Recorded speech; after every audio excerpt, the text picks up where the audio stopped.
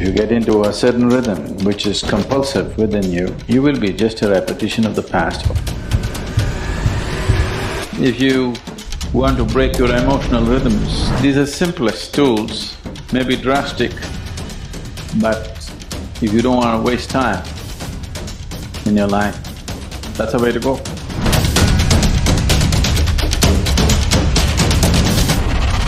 When it comes to the innermost core, it is all one. When it comes to the body, when it comes to the mind, when it comes to your emotions and the world around you and your activity, the whole significance of life, the beauty of life and the efficacy of life is in just finding the right rhythm.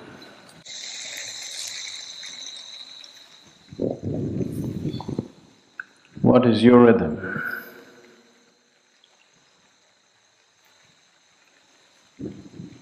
If you listen to the outermost surface of who you are, there will be one kind of rhythm. If you delve a little deeper, there will be another kind of rhythm. There is a very surface rhythm which will find expression in very fundamental needs and compulsions of who you are. If you watch yourself a little more closely,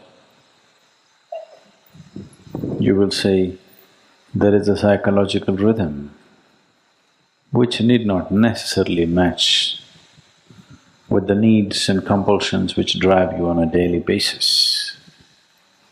If you watch with little more sensitivity, you would notice an emotional rhythm which is of a completely different nature than your psychological rhythm.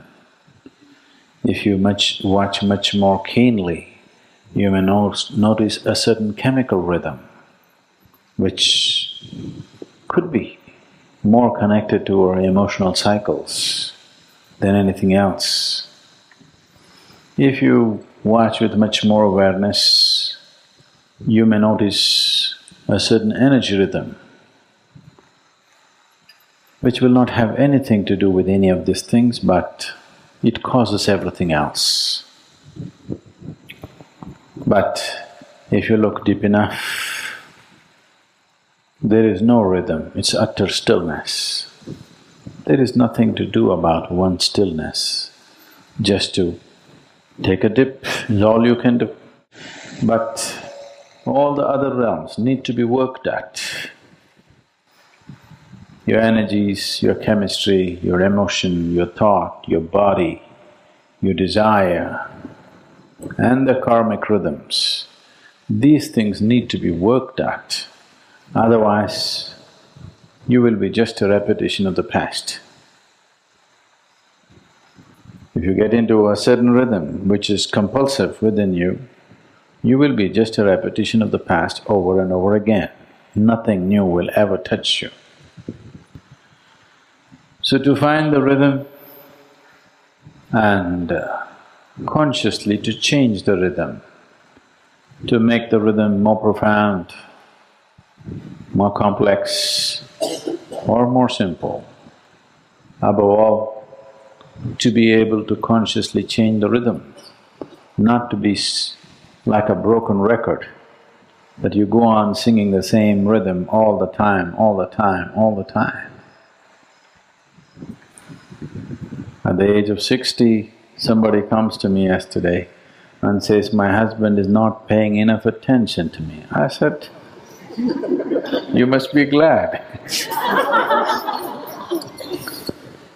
If you had these prayer problems when you were 18, not good but understandable. At 60, you still have the same problem. At 60, if you're still a teenager, oh, nobody's going to tolerate you. Yes? Nobody's going to tolerate a 60-year-old behaving like a teenager, isn't it? So, if you do not learn to consciously change the rhythm of body, mind, emotion, chemistry and energy, you will become like a broken record, simply repeating the same things over and over again. The easiest way or the simplest way to break the rhythms which are compulsive within you is to start doing things that you don't like. You would like to start the morning with a chocolate, but here you start with a neem ball. Just what you don't like.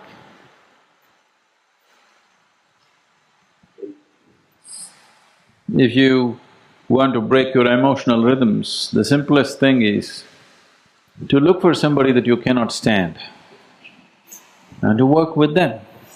Choose them as your partner to work with, somebody you just can't stand. These are simplest tools, may be drastic, but if you don't want to waste time in your life, that's the way to go. To just get up in the morning and do what you don't like. And after some time, you will see your likes and dislikes are essentially your making. They are not some God-given laws as to what you should like and what you should dislike. It's got nothing to do with the object of your like or the object of your dislike. It is just your compulsiveness which draws you to certain things and repels you from certain other things.